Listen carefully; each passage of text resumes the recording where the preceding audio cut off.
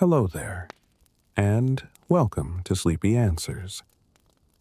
I'm so glad you found your way here. Maybe you've had one of those days where the big questions creep in at the edges, or maybe you're the kind of a person who prefers falling asleep to profound mysteries, rather than counting backward from 100. Either way, tonight's exploration is for you. You've got nothing to do but rest. Let your breathing slow, your mind soften, and your body settle into the comfort of wherever you're lying, because tonight we're going to wander through one of the oldest, deepest, and most universal questions humanity has ever asked. Why do we exist?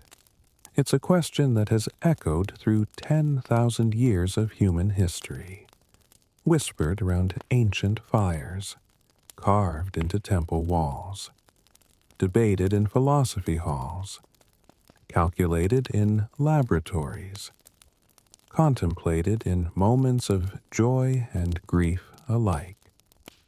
It's the question that arises when we look up at the stars and feel simultaneously infinite and impossibly small.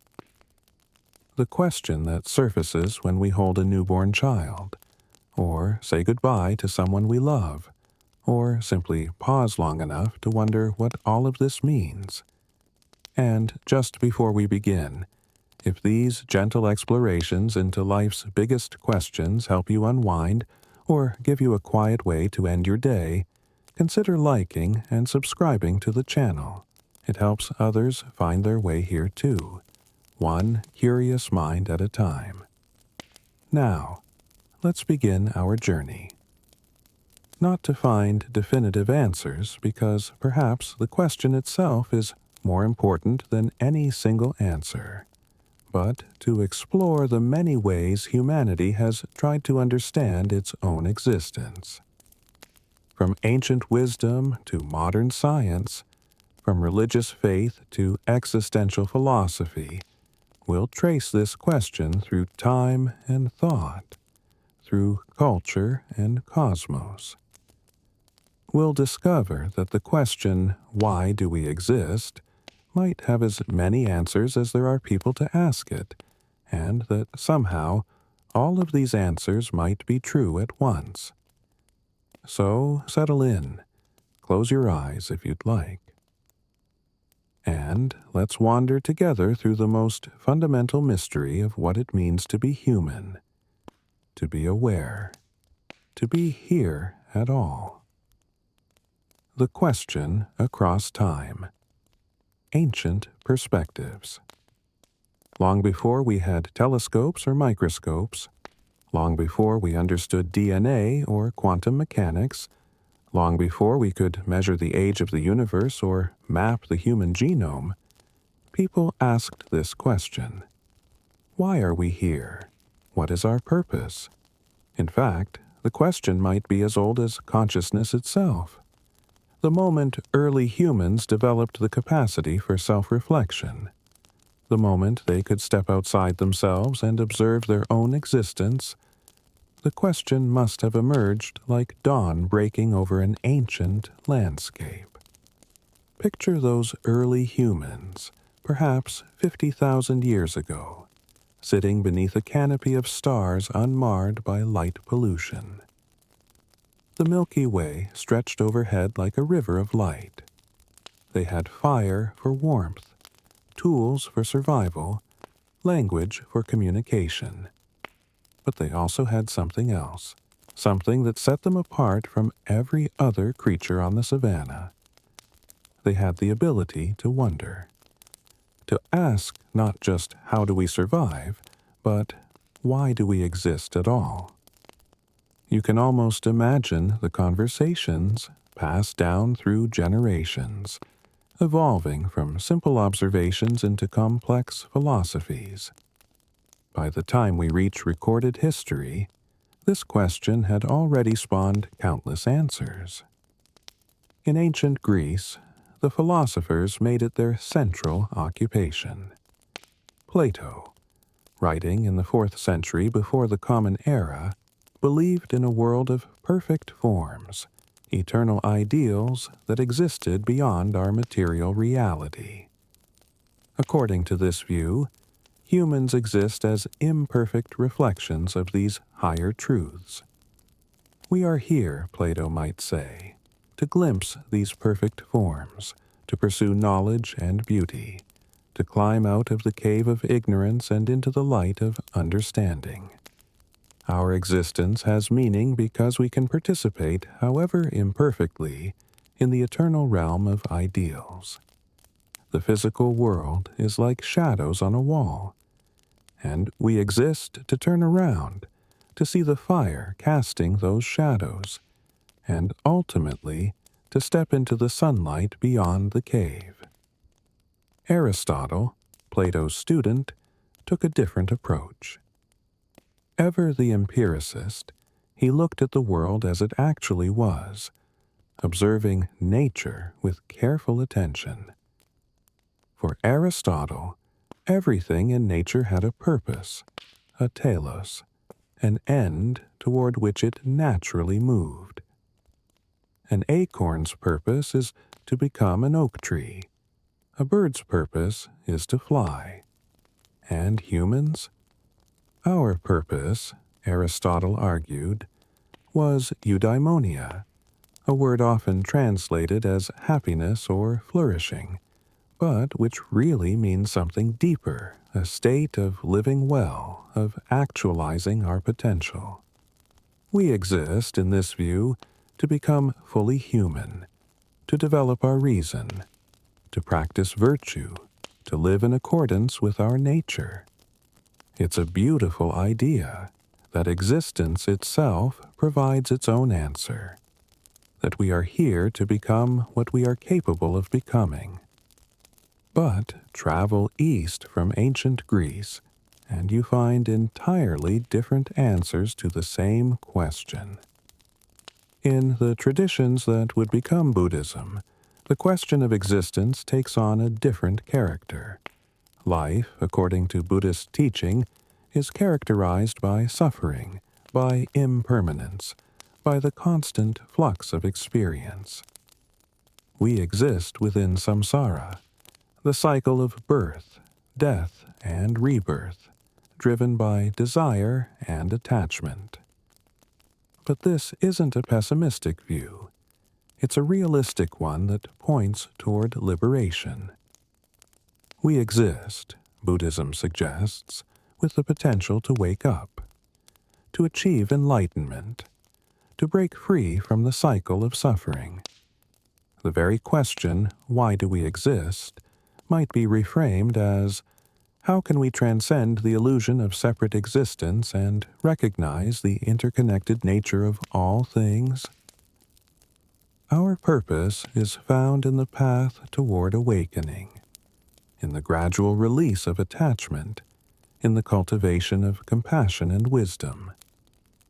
Hinduism offers a related but distinct perspective. In this ancient tradition, existence is understood through concepts like dharma and karma, through the idea that each soul, each Atman, is on a journey through countless lifetimes. We exist to fulfill our dharma, our duty or righteous path, while working through the karmic consequences of our actions. But beneath all the individual existences, all the separate lives and stories, lies Brahman, the ultimate reality, the cosmic consciousness that pervades everything. In this view, we exist because we are, in our deepest essence, expressions of this divine consciousness, temporarily forgetting our true nature so that we might remember it again. Our individual existence is like a wave on an ocean, appearing to separate for a time, but always part of the greater whole. Move to different cultures, different times, and you find variations on these themes. The ancient Chinese philosophers spoke of the Tao, the way, the natural order of things. We exist to align ourselves with this flow, to practice Wu Wei, effortless action in harmony with nature. The Stoics of ancient Rome taught that we exist as part of a rational, ordered cosmos, and our purpose is to accept our fate with equanimity, to focus on what we can control, to live with virtue, regardless of external circumstances. Indigenous traditions around the world often speak of humanity's place within a web of relationships with the land, with animals, with ancestors, with spirits. Existence is not about individual purpose, but about belonging, about maintaining balance, about honoring the connections that make life possible. And then there are the religious answers, the frameworks that have shaped billions of lives across millennia. In the Abrahamic traditions, Judaism, Christianity, and Islam, humans exist because God created them.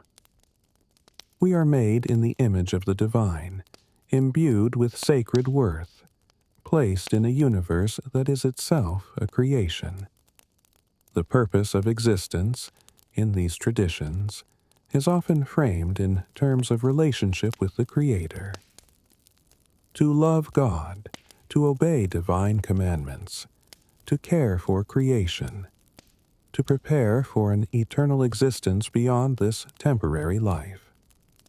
The details differ between traditions, but the core idea remains that existence has meaning because it is intentional, because we are here by design, with a role to play in a cosmic drama that extends beyond the visible world. What's remarkable is not just the diversity of these answers, but their persistence. These are not primitive guesses that modern knowledge has rendered obsolete. They are sophisticated attempts to grapple with the fundamental mystery of existence, each offering insights that still resonate today. Because the question, why do we exist, is not purely a scientific question. It's also a philosophical question, a spiritual question, a question about meaning and value and purpose, things that cannot be measured in a laboratory, but that shape every moment of human experience. As you lie there, breathing slowly, you might recognize yourself in these ancient answers. Perhaps you've felt that pull toward something transcendent, that platonic glimpse of beauty that seems to come from beyond the material world. Perhaps you've experienced that Aristotelian sense of flourishing, those moments when you feel most fully yourself. Perhaps you've touched that Buddhist awareness of impermanence, that Hindu intuition of connection, that religious sense of being held by something greater. These answers persist because they speak to real aspects of human experience, to the many dimensions of what it means to exist consciously in this strange and beautiful universe. The scientific revolution of understanding. But now, let's shift our gaze from the philosophical and spiritual to the scientific. Because over the past few centuries, and especially the past 200 years, humanity has developed an entirely different way of answering the question of why we exist. Not through contemplation or revelation, but through observation, experimentation, and evidence. And the answer that science provides is both humbling and magnificent. From a purely biological and physical standpoint, we exist because of evolution. This is not a guess or a theory in the colloquial sense. It is one of the most thoroughly validated frameworks in all of science, supported by countless lines of evidence from genetics, paleontology, comparative anatomy, and direct observation. We exist because billions of years ago, on a young planet orbiting an ordinary star, chemistry became complex enough to reproduce itself.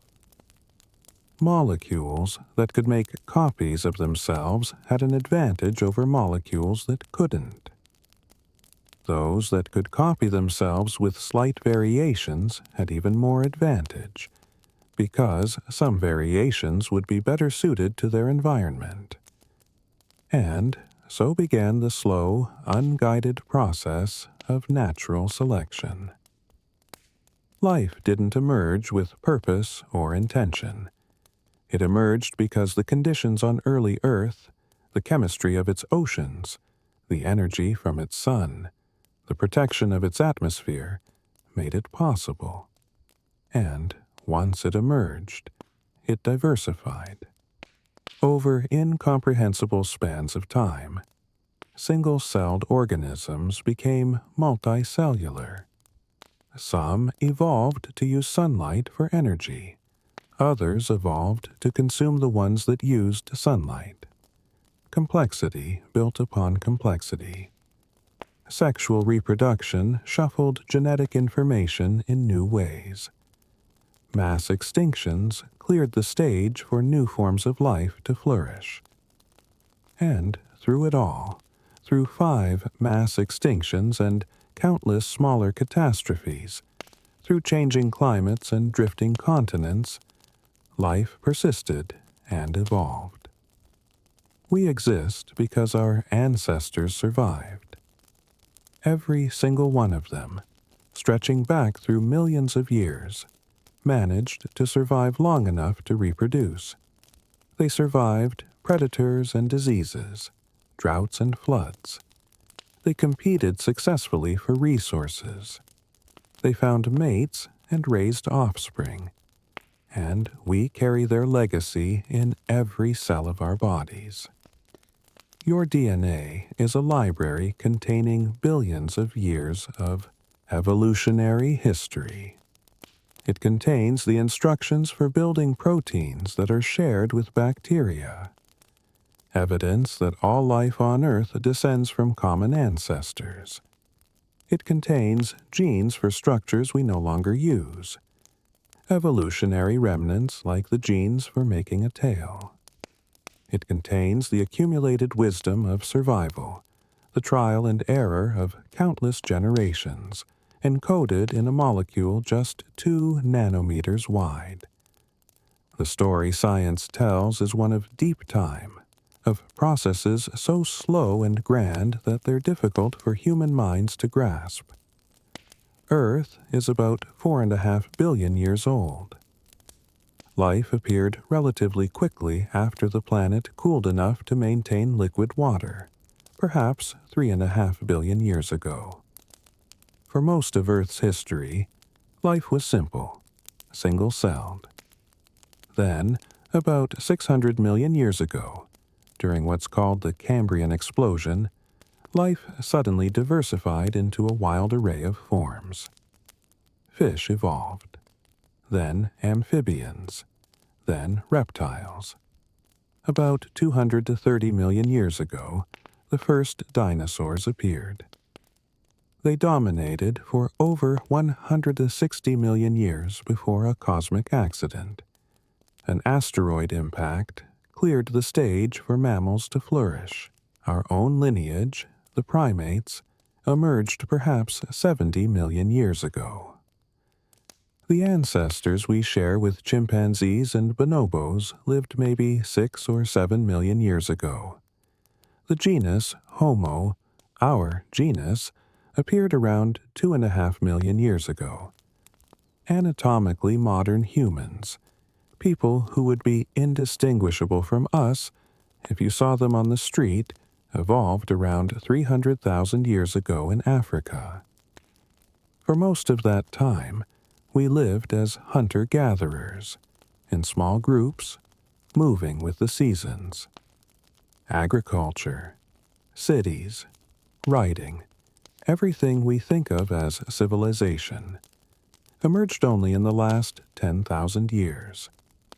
A tiny sliver of our history, a fraction of a percent of Earth's story.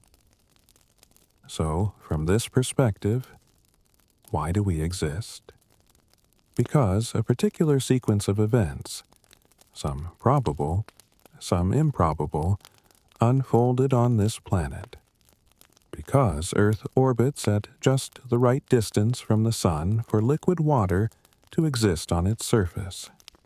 Because it has a large moon that stabilizes its axial tilt.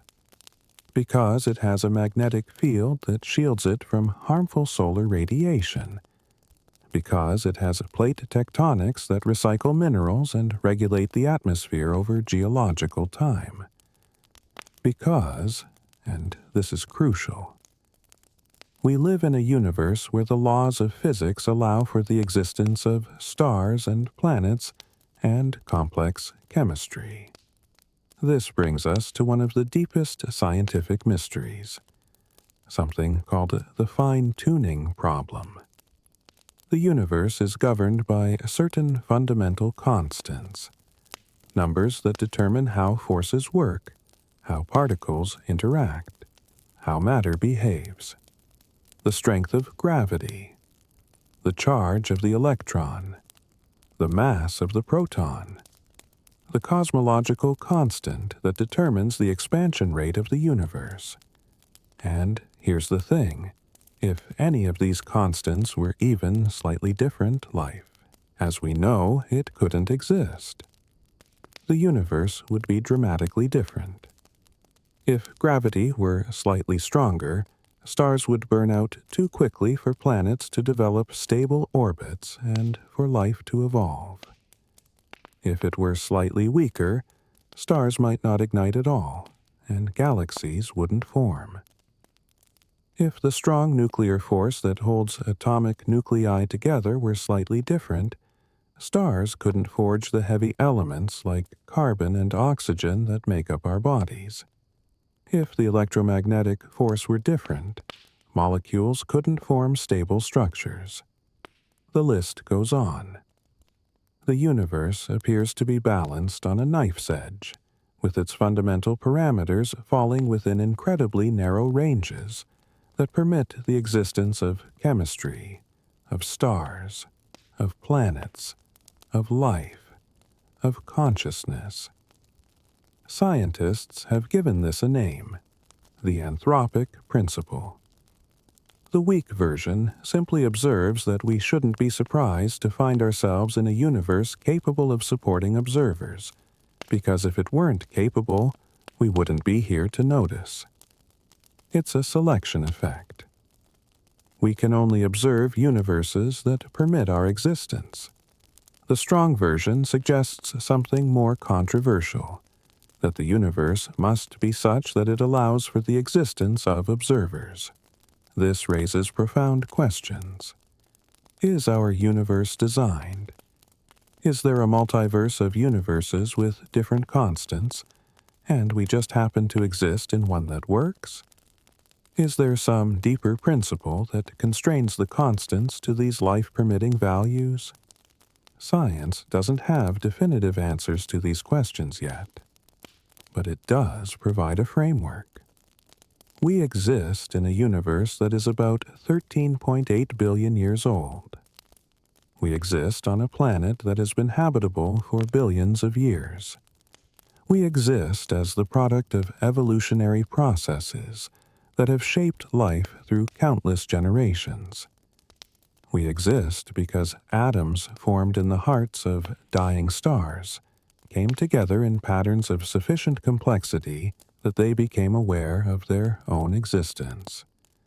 We are, in a very literal sense, the universe examining itself, made of star stuff contemplating the fine-tuning mystery. Let's linger a little longer on this mystery of fine-tuning, because it sits at the boundary between science and philosophy, between observation and interpretation, and it raises questions that keep physicists and philosophers awake at night. Imagine you're exploring an abandoned building and you come across a room. In the center of the room is a table. On the table is a deck of cards, arranged in perfect order. All the aces, then all the twos, then all the threes, up through the kings, perfectly sorted by suit. You would immediately think someone arranged them. The probability of them landing in that exact order by chance is about 1 in 10 to the 68th power, a number so large it's essentially impossible. Now, our universe presents us with something analogous. The fundamental constants of nature. The numbers that determine how the universe works appear to be arranged with similar precision. Consider the cosmological constant, the energy density of empty space that causes the universe to expand. If it were larger by even 1 part in 10 to the 120th power, the universe would have expanded so rapidly that galaxies never could have formed. That's a precision of 120 decimal places. It would be like adjusting a knob that stretches across the entire observable universe and needing to set it with a precision smaller than an atomic nucleus. Or consider the ratio between the electromagnetic force and the gravitational force. It's about 10 to the 39th, meaning electromagnetism is vastly stronger than gravity. And this ratio needs to be in this range for stars to exist. If it were much different, stars either wouldn't ignite or would burn out too fast for planets to form and life to evolve. The resonance levels in carbon nuclei that allow carbon to be synthesized in stars had to be within less than 1% of their actual values. Without that precise value, carbon would be incredibly rare, and life as we know it, which is carbon-based, would be impossible. The list continues. The ratio of the strong nuclear force to the electromagnetic force. The difference in mass between protons and neutrons. The number of spatial dimensions. The initial entropy of the universe. Each one falls within a narrow range that permits the existence of stars, planets, chemistry, and ultimately, life. Change any one of them significantly, and you get a universe that is sterile, empty, unable to produce the complexity necessary for conscious observers. This is the fine-tuning problem, and it demands some kind of explanation. There are several possibilities, each with profound implications. The first is that it's just a coincidence. We live in this universe with these constants, and yes, it's improbable, but improbable things happen. Someone wins the lottery, after all, but this explanation strikes many as unsatisfying. The degree of fine-tuning is so extreme that calling it coincidence feels inadequate, like shuffling a deck of cards once and having them land in perfect order. The second possibility is design. Perhaps the universe is fine-tuned because it was intentionally created that way. This is, of course, the traditional religious answer, but it's also an answer that some scientists take seriously. If you find a watch on a beach, you infer a watchmaker. If you find a universe exquisitely balanced to permit life, perhaps you should infer a universe maker. This doesn't necessarily mean a traditional god, but it suggests some kind of intelligence or purpose behind the existence of the cosmos. The challenge with this explanation is that it raises further questions. Who or what did the designing? Why? And how can we scientifically investigate such a claim? The third possibility is the multiverse. Perhaps our universe is not the only universe. Perhaps there exists a vast, perhaps infinite, ensemble of universes, each with different values for the fundamental constants. Most of these universes would be sterile, unable to support any kind of complexity. But in a multiverse vast enough, some universes, by pure chance, would have constants that fall within the narrow ranges necessary for life. We exist in one of those rare life-permitting universes not because it was designed or because we're lucky, but because we couldn't exist anywhere else. It's a selection effect on a cosmic scale. The multiverse idea sounds like science fiction, but it emerges naturally from certain physical theories. Inflationary cosmology, which explains the early universe's expansion, suggests that inflation might create bubble universes, each with potentially different properties. String theory, which attempts to unify quantum mechanics and gravity, suggests there might be an enormous number of possible vacuum states, each corresponding to a universe with different physical laws. These are serious scientific ideas, though they're controversial, and proving the existence of other universes is extraordinarily difficult by definition. How do you observe something outside your observable universe? The fourth possibility is that we're missing something. Perhaps there's a deeper principle, some theory we haven't discovered yet, that explains why the constants have the values they do. Perhaps they're not free parameters at all, but are determined by some underlying logic or symmetry that we don't yet understand. This is the hope of many physicists working on theories of everything, frameworks that would unite all the forces of nature and explain why the universe is the way it is. But even if we find such a theory, it might simply push the question back one level. Why does that particular theory describe our universe? What's beautiful about this question is that it forces us to confront the limits of science. Science is extraordinarily good at answering how questions. How do stars work? How did life evolve? How does the brain produce consciousness? But why questions, especially ultimate why questions, tend to slip outside the domain of empirical investigation. Why does the universe exist at all rather than nothing?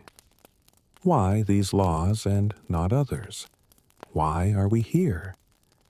These might not be scientific questions in the strict sense, but they're still meaningful, still important, still worth contemplating as you drift toward sleep.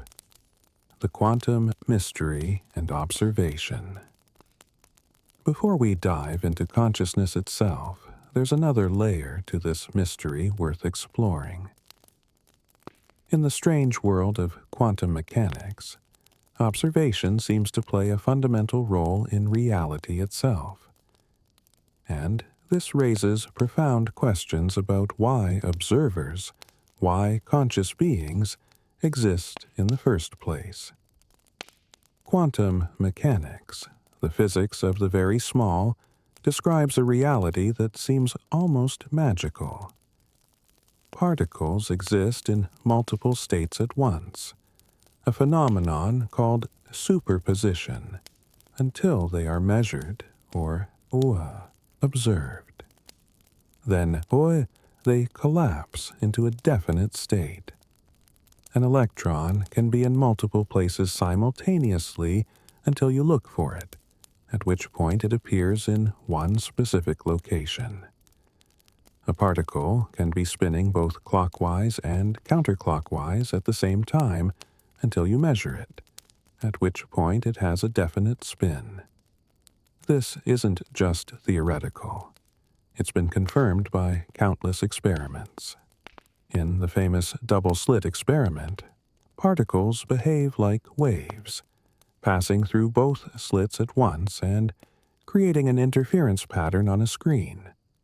But if you try to measure which slit they go through, they suddenly behave like particles, going through one slit or the other, and the interference pattern disappears.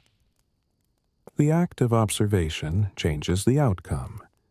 It's as if reality waits for someone to look before deciding what to be.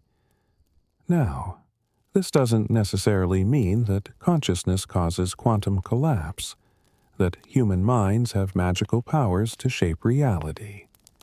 There are many interpretations of quantum mechanics, and most physicists think the observer in quantum mechanics just means any interaction that records information, whether or not a conscious being is involved. A measuring device, even without anyone looking at it, can cause collapse. But some physicists and philosophers have wondered whether consciousness plays a more fundamental role than we realize. What if consciousness is not just an accident of evolution, but woven into the fabric of reality itself? What if the universe needs observers in some deep sense? This is speculative territory, the border between physics and philosophy, but it's tantalizing. The universe appears fine-tuned for the existence of conscious observers. Quantum mechanics suggests that observation is fundamental to how reality behaves. Could these two facts be connected? Could the universe exist in the way it does because it contains observers, because it is, in some sense, meant to be observed? This touches on what's called the participatory anthropic principle, an idea associated with physicist John Wheeler. Wheeler suggested that observers are not just passive recipients of information about a pre-existing universe, but active participants in bringing the universe into being. In his words, we live in a participatory universe. The act of observation, repeated countless times across billions of years, helps determine what reality is. The universe and its observers are intertwined, each necessary for the other. It's a dizzying idea. If it's true, then asking, "Why do we exist?" might be like asking, "Why does anything exist?" Observers might be a necessary feature of reality itself, not an accident or a byproduct, but an integral part of what allows the universe to be. We exist because observation is built into the structure of existence itself. Without observers, without the collapse of quantum wave functions, without the recording of information, the universe might exist only as a haze of probability, never actualizing into definite states. But even if this speculative idea is wrong, even if consciousness plays no special role in quantum mechanics, the mystery remains. How did the universe produce beings capable of understanding quantum mechanics, of doing the experiments, of asking these questions? How did matter arrange itself into patterns that can comprehend the laws that govern matter itself? That capacity, that consciousness, is the next layer of our mystery. Consciousness and the observer. And so we return to perhaps the most profound mystery of all. Not just that the universe permits observers, but that observers exist at all. That somehow, in some way that we don't fully understand, the matter of the universe has arranged itself into patterns that are aware, that experience, that think and feel and wonder. You are such a pattern. 100 trillion cells, orchestrated in astonishing complexity, giving rise to the sensation of being you. The question, "Why do we exist?" has a special character because we are conscious beings asking it. And consciousness itself is one of the deepest mysteries in all of science and philosophy. Think about it for a moment.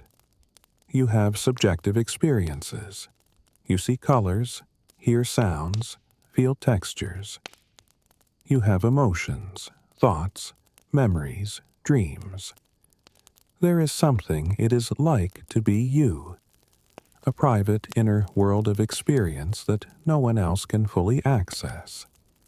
This is consciousness, and despite centuries of philosophical investigation and decades of neuroscientific research, we still don't really understand how it works. The human brain contains roughly 86 billion neurons, each connected to thousands of others through junctions called synapses. Information flows through this network as electrical and chemical signals, creating patterns of activity that somehow, mysteriously, give rise to your conscious experience. We know that different brain regions are associated with different functions. The visual cortex at the back of your brain processes visual information. The prefrontal cortex behind your forehead is involved in planning and decision-making. The hippocampus helps form memories.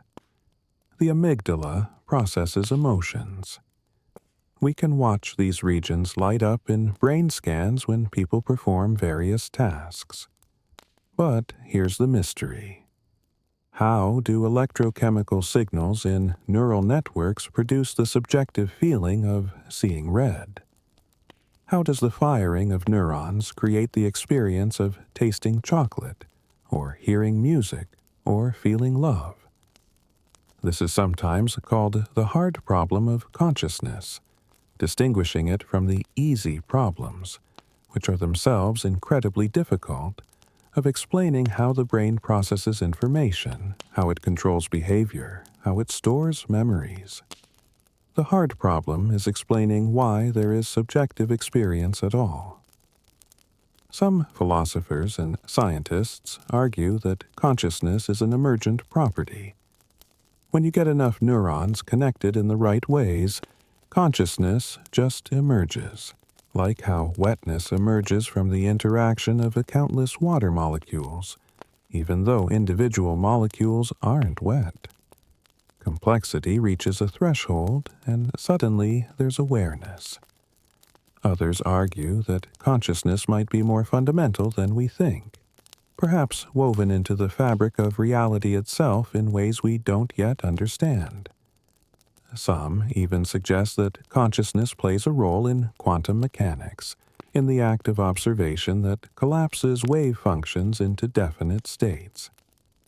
What we do know is that consciousness in humans is sophisticated in ways that appear unique, at least on Earth.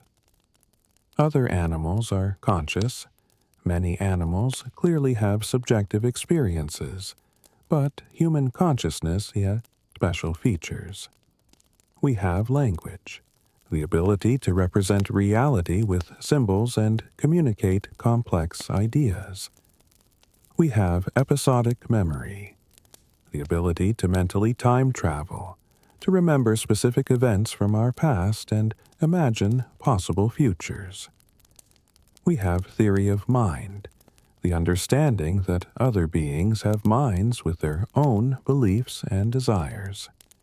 And, perhaps most importantly for our question tonight, we have self-awareness. We can think about our own thinking. We can examine our own existence. We can ask, why am I here? This capacity for self-reflection might be the key to understanding why the question of existence matters so much to us. A tree exists. A bacterium exists. A star exists. But none of them, as far as we know, wonder about their existence. They simply are. But we are cursed or blessed with the ability to step outside ourselves and contemplate the fact of our being.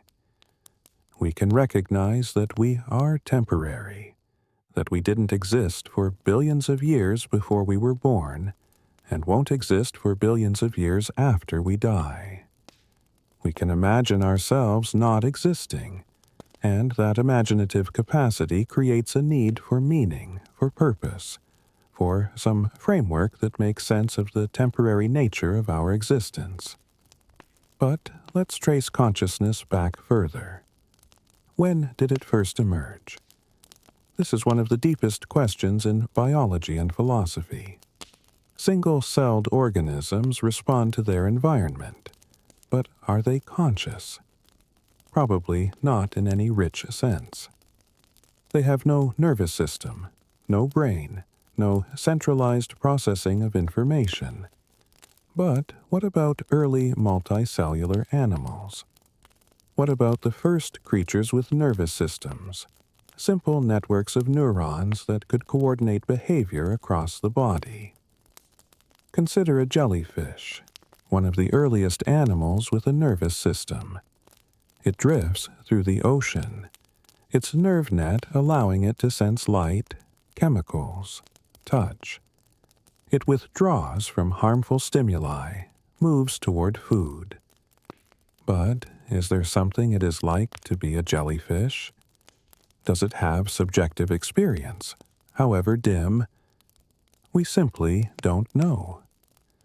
The line between non-conscious responsiveness and conscious experience is blurry. Perhaps not even a sharp line at all, but a gradual transition. As nervous systems became more complex, as brains evolved and grew larger, consciousness likely became richer and more sophisticated. By the time we get to mammals and birds, there is strong evidence of consciousness. They clearly have subjective experiences. A dog experiences joy when its owner comes home. A crow solves problems and remembers faces. A dolphin recognizes itself in a mirror, showing self-awareness. An elephant mourns its dead, standing vigil over the body for days. These are not philosophical robots, mechanically responding to stimuli. They feel, they experience, they have inner lives. But human consciousness has qualities that appear, at least on Earth, to be unique in their sophistication. We don't just have experiences, we reflect on our experiences. We don't just remember events, we can mentally time travel, vividly reliving moments from decades ago or imagining detailed futures. We don't just communicate. We have language with grammar and syntax that allows us to express abstract concepts, to talk about things that don't exist, to build complex arguments and share intricate ideas. And we have culture. Each of us is born into a world already filled with accumulated knowledge, practices, beliefs, technologies, art. We spend years learning from previous generations, absorbing the wisdom and mistakes of those who came before. And then we add our own contributions, building on what we inherited, passing it forward to the next generation. This cultural transmission accelerates dramatically faster than genetic evolution. It allows human knowledge and capability to grow exponentially over time. A person living today has access to more information and technology than any emperor of the ancient world. Not because we're genetically superior, but because we've inherited millennia of cultural accumulation. This might be part of why we exist in the form we do. We're not just individuals. We're nodes in a vast network of cultural transmission that spans generations and continents. Your existence connects backward to everyone who taught you, influenced you, shaped the world you inherited. And it connects forward to everyone you'll influence, directly or indirectly, through your choices and actions. You exist not as an isolated consciousness, but as a participant in an ongoing human project, a project of understanding the world, creating meaning, building civilization, preserving knowledge, caring for one another. And here's something beautiful. The same consciousness that allows us to ask, why do we exist, also allows us to create meaning. We're not determined entirely by our biology or our environment. We have genuine agency, the ability to make choices that aren't fully predictable from prior causes. The question of free will is complex and debated, but subjectively, we experience ourselves as agents, as beings who can deliberate, choose, act. And that agency means we can shape our lives, can decide what matters to us, can create meaning even in a universe that doesn't provide it ready-made. This is perhaps why humans have always created stories, myths, philosophies, religions. We need frameworks that contextualize our existence, that give it meaning beyond mere survival and reproduction. Yes, from an evolutionary perspective, we exist to pass on our genes, to ensure the continuation of our lineage. But that explanation, while scientifically accurate, feels incomplete. It doesn't account for art or music or mathematics. It doesn't explain why we write poetry, or build cathedrals, or explore space. It doesn't capture the felt sense of meaning that can arise from love, from beauty, from the pursuit of truth, or justice, or compassion.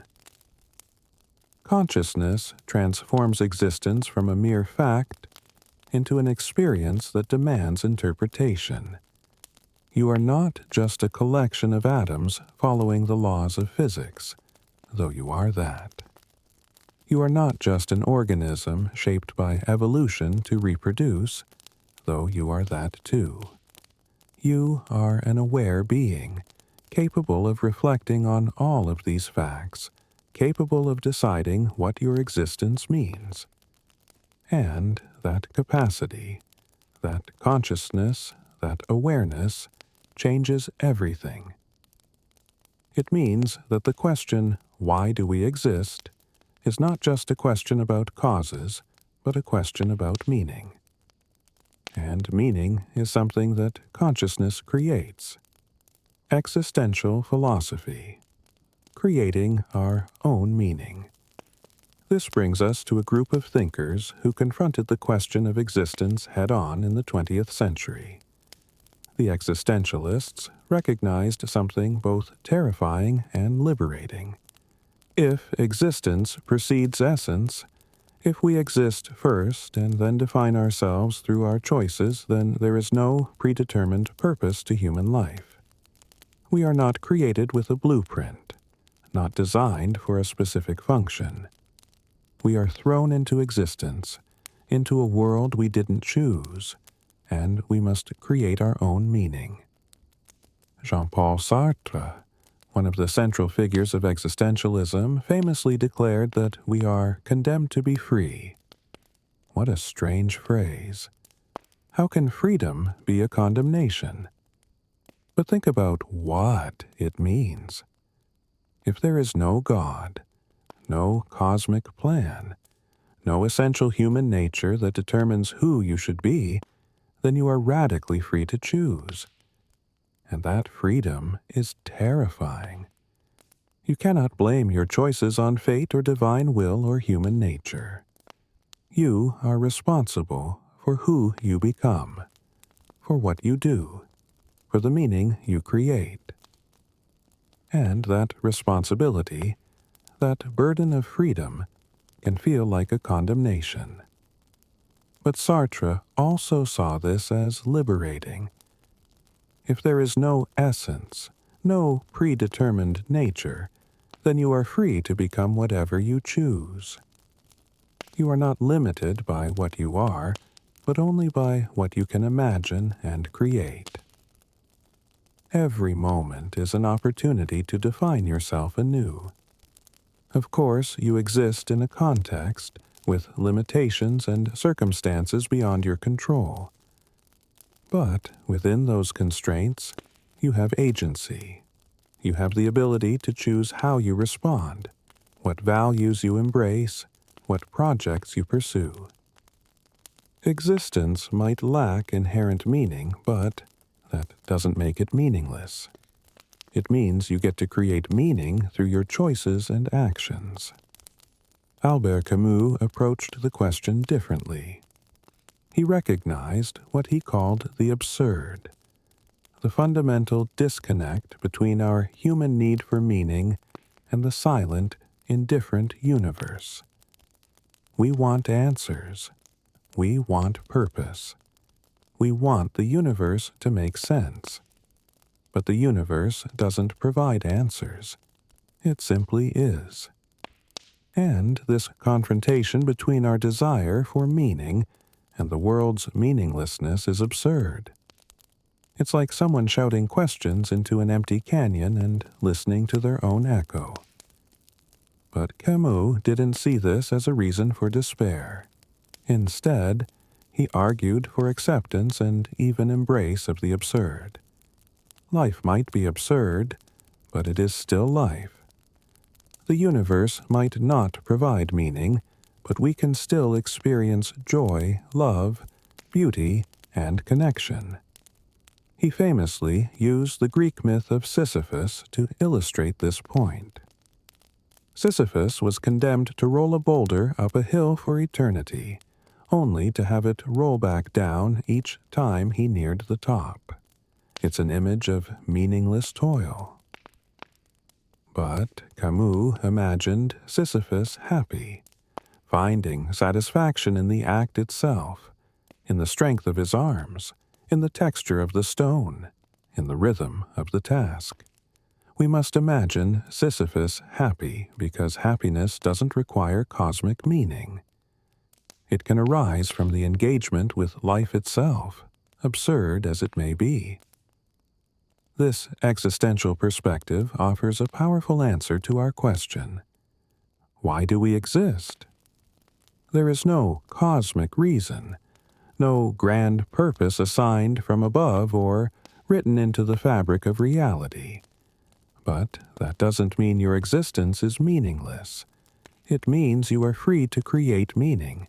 You exist to live authentically, to make choices that reflect your values, to engage fully with the experience of being alive. The meaning of your existence is not something you discover like a hidden treasure. It's something you create through the life you live, the relationships you build, the projects you pursue, the values you embody. This might feel uncomfortable at first. Many people find comfort in the idea of predetermined purpose, whether religious or otherwise. The idea that you must create your own meaning can feel like standing on a cliff edge with nothing beneath you, but it can also feel exhilarating. You are not a character in someone else's story, following a script written before you were born. You are the author of your own narrative, writing it day by day, choice by choice. And that authorship, that creative engagement with existence, that is one possible answer to why we exist. We exist to exist freely, to choose, to create, to become. Secular humanism, which shares roots with existentialism, offers a similar perspective, but with more emphasis on positive values and human potential. Humanists argue that meaning comes from human relationships, from reducing suffering, from increasing happiness, from the pursuit of knowledge and beauty.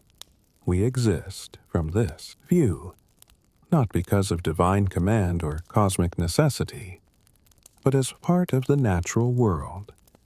And our existence gains meaning through our connection to others and our positive impact on the world. We create meaning through love and compassion, through curiosity and creativity, through justice and kindness. What's powerful about these perspectives is that they place the locus of meaning within human experience rather than outside it. You don't need to discover the purpose of existence by looking up at the stars or consulting ancient texts, though those can be enriching activities. You can find meaning by looking around at the people you love, the work you find fulfilling, the causes you believe in, the moments of beauty and connection that make life feel worthwhile. Why do you exist? Perhaps because existence itself, conscious existence filled with possibility, is valuable. Perhaps that's enough. The multiverse and modern cosmology.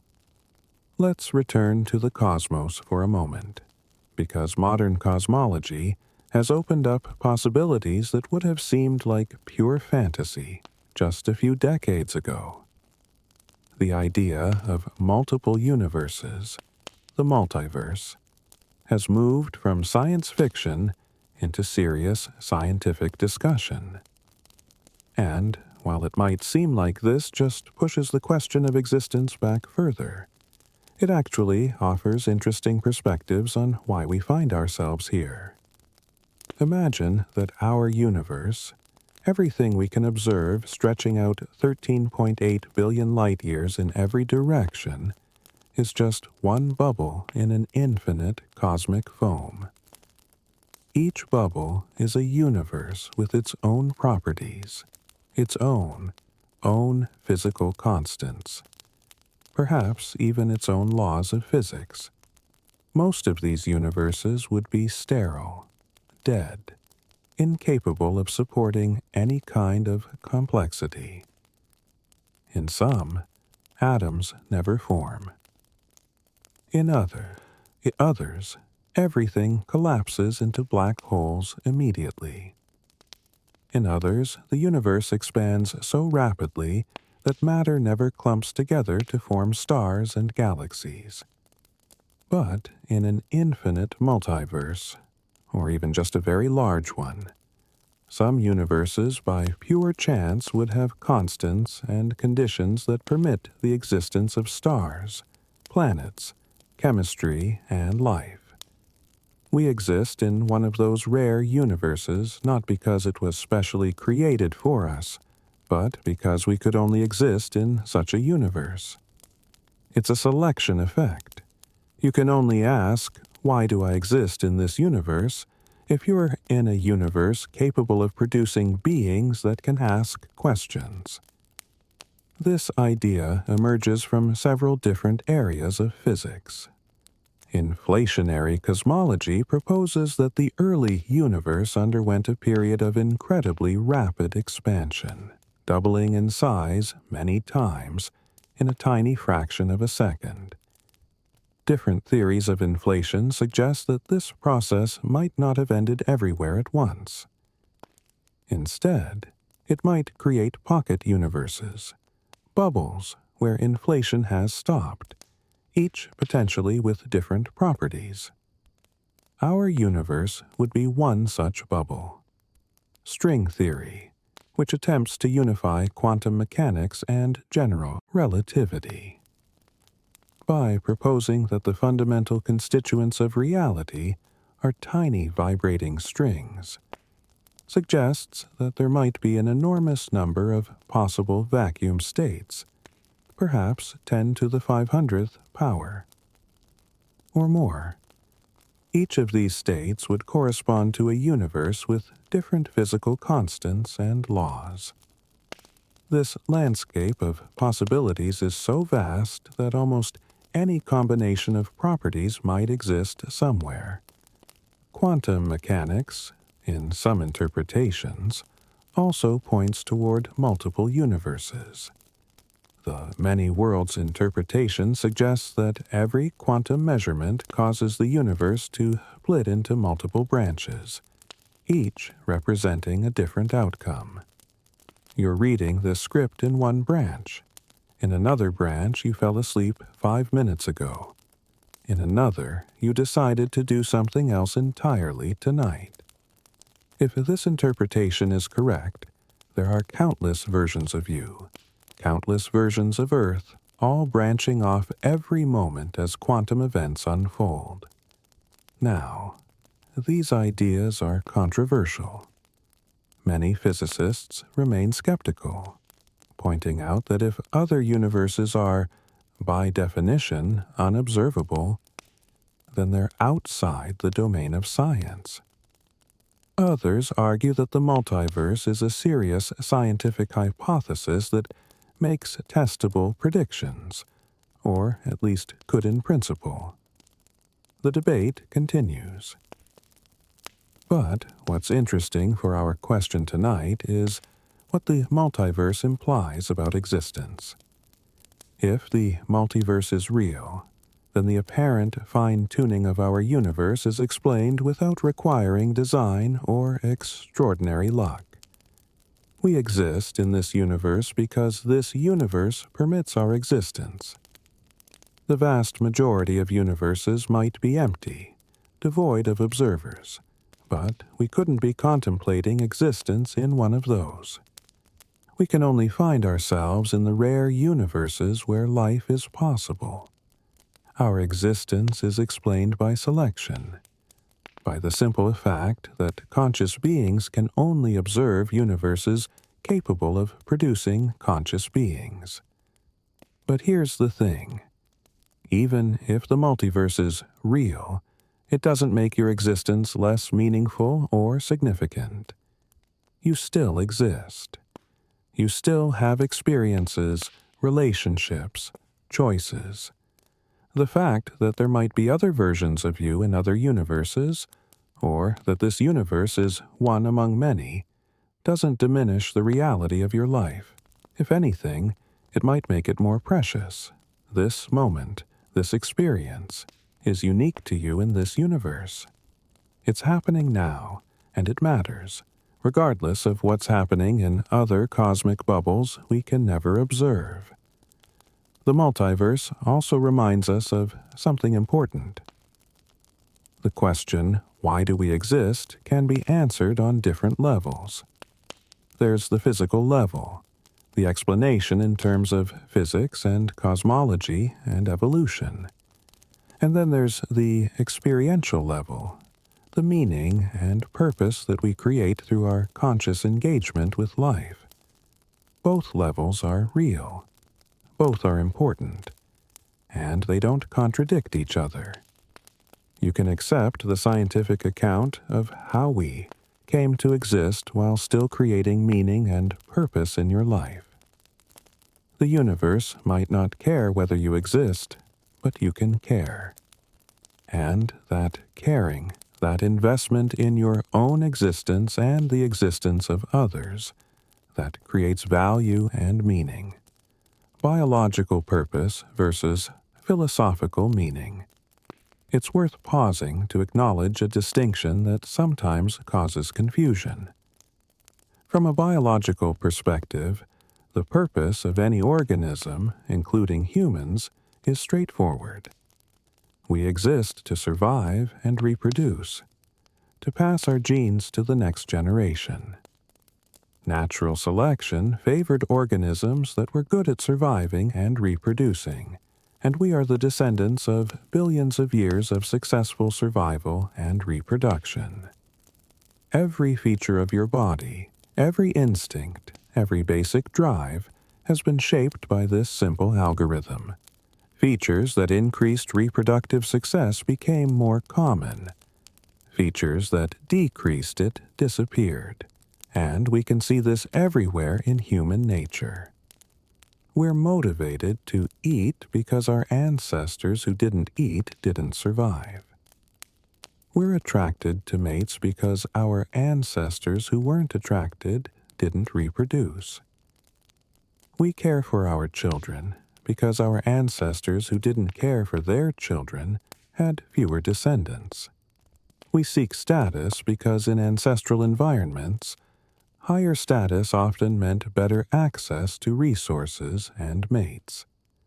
We form social bonds because humans are intensely social creatures, and our survival has always depended on cooperation. These drives and instincts are written into our biology, shaped by millions of years of evolution. But here's where it gets interesting. Humans have transcended their biology in remarkable ways. Yes, we have these ancient drives, but we also have the capacity to reflect on them, to override them, to channel them in new directions.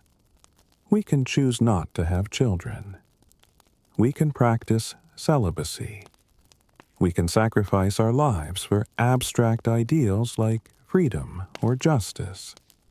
We can dedicate ourselves to art or science or philosophy, pursuits that don't directly increase our reproductive success, but that feel meaningful and valuable. We create culture, technology, institutions, ideas that exist beyond any individual life, and that shape human existence in ways that evolution alone never could.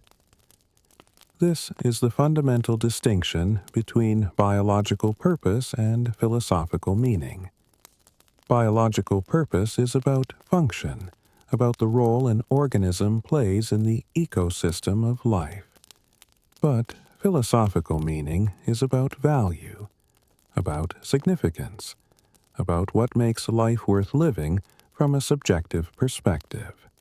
And these can diverge dramatically. A worker bee's biological purpose is to serve the hive. But we wouldn't say that's the meaning of its existence in any deeper sense because bees, as far as we know, don't contemplate meaning. They just do what they do. But you have the capacity to ask what your life means beyond the biological imperatives of survival and reproduction. You can care about things that have no evolutionary payoff. You can find meaning in a sunset, in a piece of music, in a philosophical insight, in an act of kindness to a stranger. You can decide that your life means something because you choose to make it mean something, regardless of whether that meaning serves any evolutionary purpose. This is uniquely human, or at least uniquely characteristic of self-aware beings capable of abstract thought.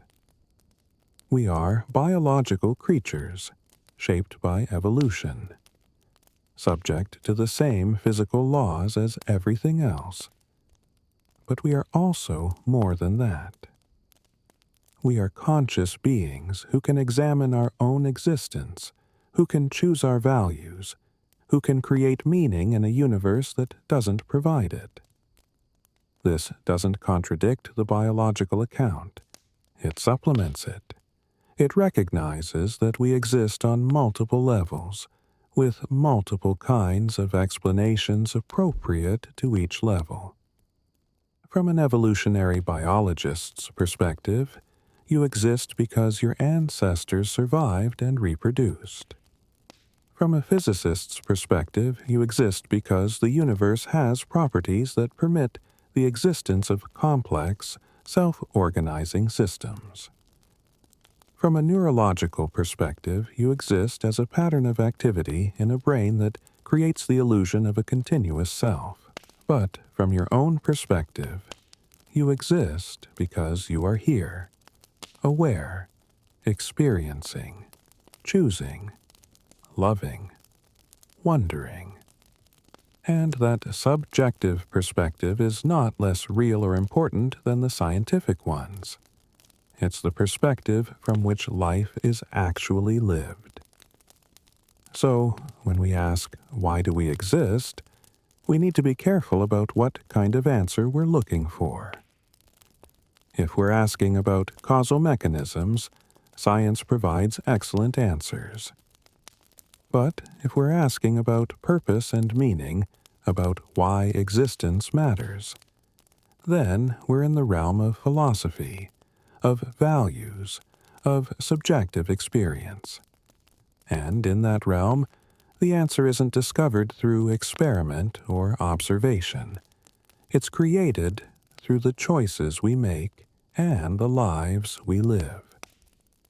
suffering, death, and the shadow side of existence. But we need to acknowledge something that makes this question more urgent, more painful, more profound. The question, why do we exist, often arises most powerfully not in moments of joy, but in moments of suffering. When we experience loss, pain, injustice, when we confront the fragility and brevity of life, when we watch people we love grow old and die, when we face our own mortality, the question takes on new weight. If existence inevitably includes suffering, if it all ends in death, then why? Why go through it? What's the point? This is not a question we can avoid. Suffering is woven into the fabric of conscious existence. The Buddha made this the first of his four noble truths, that life involves dukkha, a word often translated as suffering, but which really means unsatisfactoriness, the sense that things are not quite as we want them to be.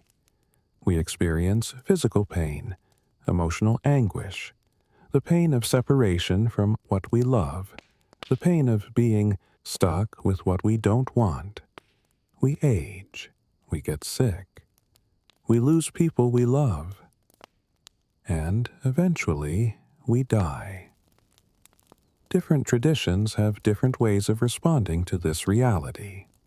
Buddhism sees suffering as arising from attachment and craving, and offers a path to liberation through letting go, through accepting impermanence, through cultivating detachment and compassion. If you stop clinging to things that are inherently temporary, if you accept change as the nature of reality, suffering diminishes.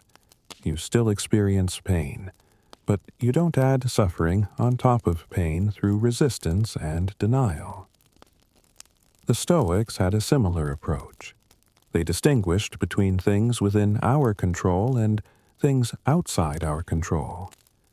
We can't control whether we get sick, whether people we love die, whether misfortune strikes. But we can control our response, our attitude, our virtue. By focusing on what we can control and accepting what we can't, we minimize suffering. By recognizing that death is natural and inevitable, we can live more fully in the present without being paralyzed by fear of the future. Existentialists acknowledge the absurdity and difficulty of existence, but argue for engagement despite it. Camus wrote about the myth of Sisyphus precisely because he wanted to address the question of suicide, whether life is worth living given its difficulties. His answer was yes. Even without cosmic meaning, even with full awareness of life's absurdity, we can still find value in the struggle itself, in the act of living, in our human capacity for joy and connection and creativity. Religious traditions often address suffering by placing it in a larger context. In Christianity, suffering is acknowledged as a consequence of living in a fallen world, but it's also seen as potentially redemptive, as a way of participating in Christ's suffering, as something that can deepen faith and compassion. In Islam, suffering is a test, an opportunity to demonstrate patience and faith. In Hinduism and Buddhism, suffering in this life is explained by karma from past lives and can be transcended through spiritual practice. But even with these frameworks, suffering remains difficult. The death of a child doesn't become less painful because you believe in an afterlife or karmic justice. Chronic illness doesn't hurt less because you view it as a test. The frameworks can provide comfort, context, meaning, but they don't eliminate the reality of suffering. And this raises a profound version of our question. Why would a universe contain suffering? If we exist by design, why design suffering into existence? If we exist by chance, how do we make peace with the fact that chance often feels cruel? There's no easy answer. But perhaps suffering is inseparable from consciousness itself. To be conscious is to have preferences, desires, to care about things. And when reality doesn't match our preferences, we suffer. To be conscious is to love, to attach, to bond. And attachment makes us vulnerable to loss. To be conscious is to anticipate the future, to imagine possibilities. And that imagination allows us to fear, to worry, to dread. Suffering might be the price of consciousness, the shadow cast by the light of awareness. But here's something important. Suffering also deepens existence. It makes joy more precious by contrast. It creates compassion, the ability to recognize and respond to the suffering of others. It motivates us to reduce suffering, to create medicine, to build just societies, to care for one another. Some of the most profound human experiences arise in response to suffering. Courage, resilience, compassion, meaning forged in hardship. This doesn't justify suffering, doesn't make it good, but it suggests that a world without the possibility of suffering might also lack many of the things that make human existence rich and meaningful. And death, the ultimate boundary of existence, paradoxically gives life shape and urgency. If we lived forever, would anything matter? Would we cherish moments, pursue dreams, value relationships? Or would we procrastinate infinitely, knowing we had endless time? Death creates scarcity, and scarcity creates value.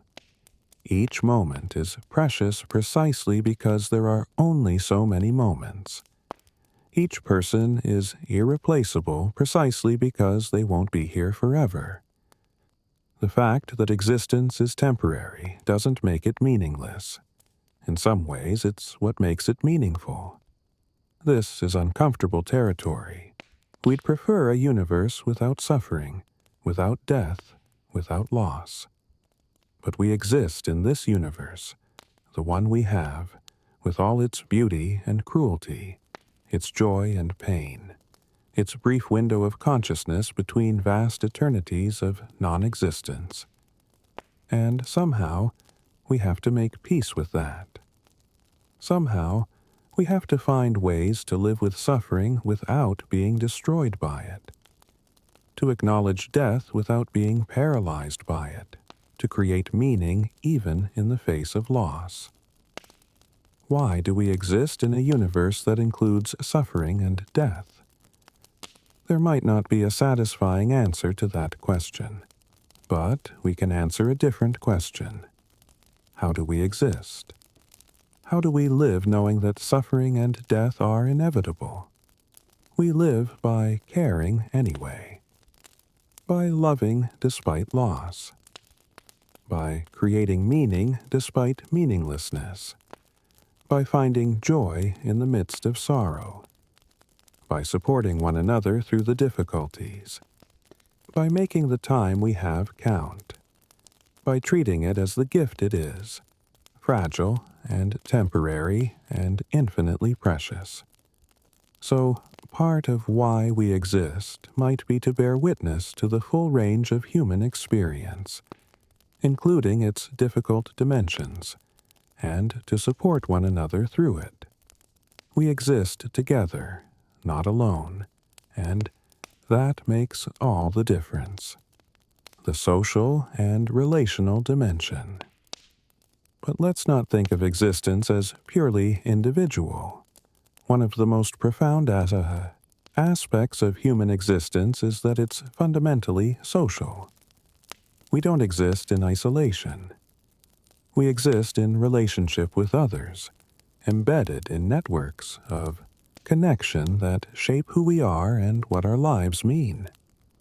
Think about the people who have shaped your existence, your parents or caregivers who raised you, your friends who know you deeply, your partners or spouses with whom you've built a life, your children, if you have them, whose existence gives your life new dimensions of meaning, your colleagues with whom you create and work, even strangers whose lives intersect with yours in brief but meaningful moments. You are not an isolated self, but a node in a vast web of relationships. And much of what makes your existence meaningful comes from these connections. This is deeply embedded in human nature. We evolved as social creatures. For the vast majority of human history, survival was only possible in groups. Isolated individuals didn't last long in the harsh environments of the Pleistocene. You needed others to help you hunt, to share resources, to warn you of dangers, to care for you when you were sick or injured, to teach you what the previous generation had learned. And so we evolved powerful drives for social connection. The pain of loneliness is real pain, processed by some of the same brain regions that process physical pain. The joy of connection, of belonging, of being seen and accepted by others. These are among the most powerful positive experiences humans can have. But it's more than just evolutionary programming. Relationships actually constitute a large part of what we mean by a meaningful existence. When people are asked what makes their lives meaningful, they almost always mention relationships. Love, friendship, family, community, belonging. These aren't just pleasant additions to life. For most people, they are the core of what makes life worth living. Your existence matters because you matter to others, because your presence in the world affects other people, because you are loved, because you love, because you are part of something larger than yourself. And this creates a form of meaning that transcends individual existence. You can impact others in ways that outlast your physical life. The love you give to your children shapes who they become, and that influence ripples forward through generations. The kindness you show to a stranger might change the course of their day, their week, their life. The ideas you share, the art you create, the changes you make in the world. These can persist long after you're gone. You are part of an ongoing human story, a narrative that extends far beyond your individual lifespan. This is why legacy matters to so many people. We want to know that our existence made a difference, that the world is somehow better because we were here, that we contributed something of value to the ongoing project of human civilization. That contribution might be enormous, like a scientific discovery that transforms our understanding of the universe. Or it might be quiet and personal, like being a good parent, a loyal friend, a person who brought more light than darkness into the world. Both kinds of legacy are valuable. Both give existence meaning. There's also something profound about shared experience. When you watch a sunset with someone you love, the experience is different than watching it alone. When you share joy or sorrow with others, the emotions are amplified, validated, given weight by being witnessed. We are storytelling creatures, and much of the meaning of our experiences comes from the stories we tell about them, to ourselves and to others. A life lived entirely in isolation, with no one to share it with, no one to remember it, would feel hollow even if it contained all the same experiences. We need others not just for practical reasons, but for existential ones. They confirm that we exist, that our lives matter, that we are not alone in the strange predicament of being conscious in an indifferent universe. So, part of the answer to why do we exist might be to connect with others. We exist in relationship. Our existence gains depth and meaning through the bonds we form, the love we share, the communities we build. We are social creatures, and our deepest satisfactions and our worst sufferings often involve other people. To exist as a human is to exist in a social world, dependent on all others, responsible to others, finding meaning in the space between selves, living with the question. We've traveled through philosophy and science, through ancient wisdom and modern cosmology, through biology and existentialism. We've explored the question of why we exist from many angles, and we've found many answers, each illuminating a different facet of this profound mystery. And perhaps the deepest insight is that the question itself might be more valuable than any single answer. The fact that we can ask, "Why do we exist?" is itself remarkable. It requires consciousness, self-awareness, the ability to step outside the flow of immediate experience and reflect on the bigger picture. It requires language to formulate the question, culture to transmit it, and a kind of courage to confront it honestly. Because it's not an easy question. It can provoke anxiety, uncertainty, even dread. But it can also provoke wonder, curiosity, and a deeper appreciation for the miracle of existence.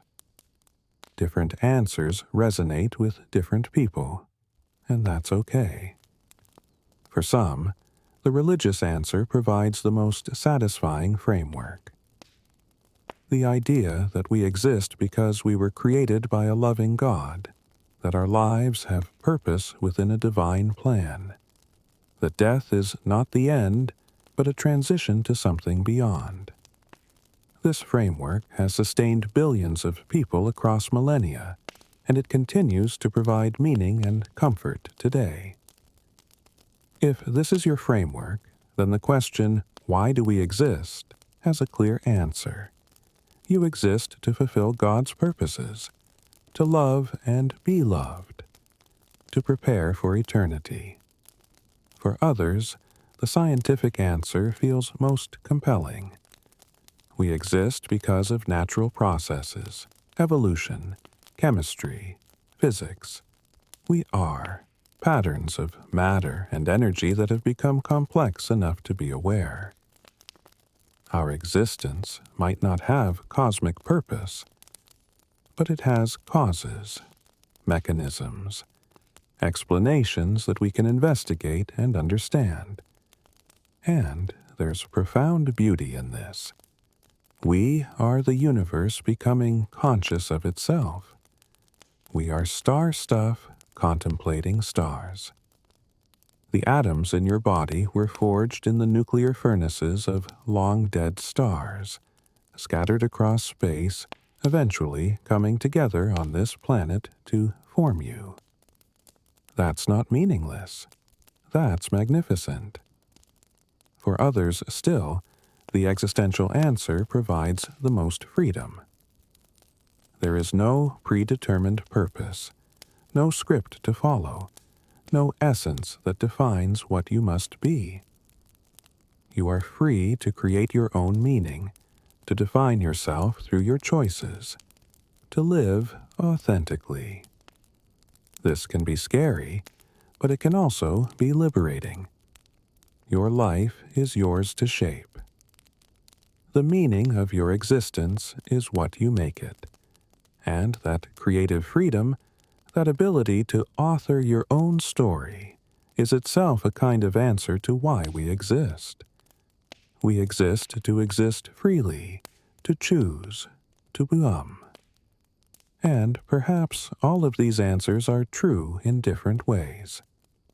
Perhaps the religious answer captures something important about our need for transcendence, for connection to something greater than ourselves. Perhaps the scientific answer captures the causal story of how we came to be. Perhaps the existential answer captures the lived experience of creating meaning in a world that doesn't provide it ready-made. These perspectives don't have to be mutually exclusive. They can complement each other, each offering insights that the others miss.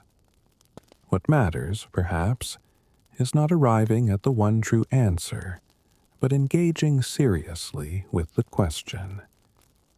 Because the process of asking, why do we exist, changes us. It makes us more reflective, more thoughtful, more aware of the strangeness and beauty of being alive. It pulls us out of the autopilot of a daily routine and reminds us that existence is not a given, not something to take for granted. Every moment is, in a sense, a miracle. The fact that anything exists rather than nothing. The fact that you exist, aware and experiencing right now. That is extraordinary. Living with the question means allowing yourself to wonder, to be uncertain, to hold multiple perspectives simultaneously. It means being open to changing your mind as you learn more, experience more, reflect more. It means recognizing that some of the most important questions might not have definitive answers, and that's okay. The search for meaning is itself meaningful. The attempt to understand our existence, even if it never reaches completion, enriches that existence. So as you lie there, breathing slowly, body relaxed, mind drifting, you might consider your own answer to the question, why do you exist? What gives your life meaning? What makes it worthwhile? You don't need to have a grand philosophical answer. Maybe you exist to be a good parent, to create things, to help others, to learn and grow, to experience beauty, to love and be loved, to make people laugh, to reduce suffering, to explore the world, to do work that matters. All of this are valid answers. All of them create meaning. And maybe the answer changes at different times in your life. Maybe right now your existence feels most meaningful in your relationships. And later, it might feel most meaningful in your work or your creative pursuits. Maybe sometimes you feel connected to something transcendent, and other times you feel grounded in the physical world. Maybe the answer is always evolving, always being rewritten as you grow and change and have new experiences. That's not a failure to find the answer. That's the richness of human existence, the capacity for continual self-creation and recreation. Closing reflection. So here we are, near the end of our journey through this question that humanity has asked for 10,000 years. Why do we exist? We've traveled from ancient philosophers sitting beneath the stars to modern cosmologists, calculating the fine structure constant. From religious traditions that place humans in relationship with the divine to existential philosophers who argue we must create our own meaning. From evolutionary biologists, explaining how we came to be, to physicists contemplating multiverses and the anthropic principle. And what have we found? Not a single answer, but a symphony of perspectives, each one capturing something true about the mystery of existence. We exist because of evolutionary processes that shaped life over billions of years. We exist because the universe has properties that permit the existence of conscious observers. We exist because we choose to create meaning in a world that doesn't provide it. We exist in relationship with others, our lives gaining depth and significance through connection. We exist, some believe, because we were created with purpose by something greater than ourselves. All of these might be true, or some of them, or one of them most deeply resonates with you. But what's remarkable is that we can ask the question at all, that we can step outside the immediate moment and contemplate the vast sweep of time and space within which our lives unfold, that we can be awed by our own existence, confused by it, curious about it. That capacity, that consciousness, is itself part of the answer. We exist to be aware, to experience, to wonder. As you drift towards sleep now, your body heavy and relaxed, your breathing slow and steady, you might feel a kind of peace with the uncertainty, because maybe the question, why do we exist, doesn't need a final definitive answer. Maybe it's enough to know that you do exist, that you are here, that you have this moment and this life. Maybe it's enough to feel gratitude for the improbable series of events that led to your existence, your ancestors who survived against the odds, the planet that happened to be just right for life, the universe that has properties permitting complexity and consciousness, the choice your parents made to bring you into the world, all of it culminating in this moment, in your awareness, in your ability to wonder about it all. Your existence is unique. No one else has your exact combination of genetics, experiences, memories, thoughts, feelings. No one else sees the world quite the way you do. And that individuality, that uniqueness, is precious. You are not just another human, interchangeable with others. You are you, irreplaceable, singular. And while your time here is limited, while you will eventually return to the stardust from which you came, the fact that you exist now, that you have this window of awareness in an ancient and vast universe, that is meaningful, simply by virtue of being real. So rest now. Let these thoughts drift through your mind like clouds across the sky. Let yourself feel the weight of existence, but also the lightness of it. You are here. You are part of an unfolding story, billions of years in the making. You are conscious matter contemplating its own existence. You are, in the words of astronomer Carl Sagan, a way for the cosmos to know itself. And that is, perhaps, answer enough. If you found this exploration helpful, if it gave you something to think about as you drift off to sleep, I'd be grateful if you'd take a moment to like and subscribe to the channel. It helps others find these gentle journeys into big questions, one sleepy mind at a time. There are more questions to explore, more mysteries to contemplate, more quiet paths through knowledge and wonder. For now, though, let yourself rest. Let the question dissolve into the peaceful darkness of sleep. Why do you exist? Because you do. And that simple fact, that existence itself, is a gift, a mystery, a chance to experience what it's like to be alive in this strange and beautiful universe. Think about what you've experienced in your life so far. The first memory you can recall. Learning to read and discovering that squiggles on a page could transport you to other worlds. The first time you felt truly seen and understood by another person. The taste of your favorite food. The smell of rain. The feeling of sunlight on your skin. The sound of laughter. The comfort of being held. The thrill of discovering something new. The satisfaction of mastering a skill. The bittersweet beauty of a sunset knowing it will fade. All of these experiences, unique to you, unrepeatable, part of the rich substance of your existence. And think about what might still lie ahead. Relationships yet to form.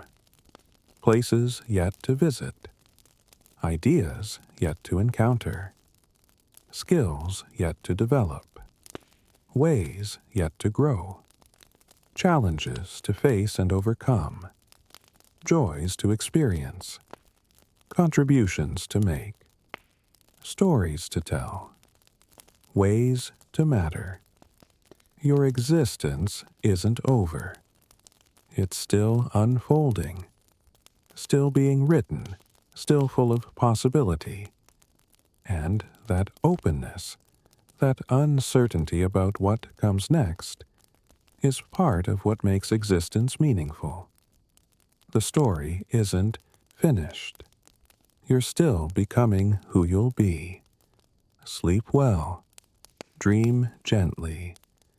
And when you wake, perhaps you'll carry with you a renewed appreciation for the profound improbability and preciousness of your existence. You're here. You're aware. You're part of something vast and ancient and ongoing. And that alone, that simple fact of existence, is enough. It's more than enough. It's everything. Good night.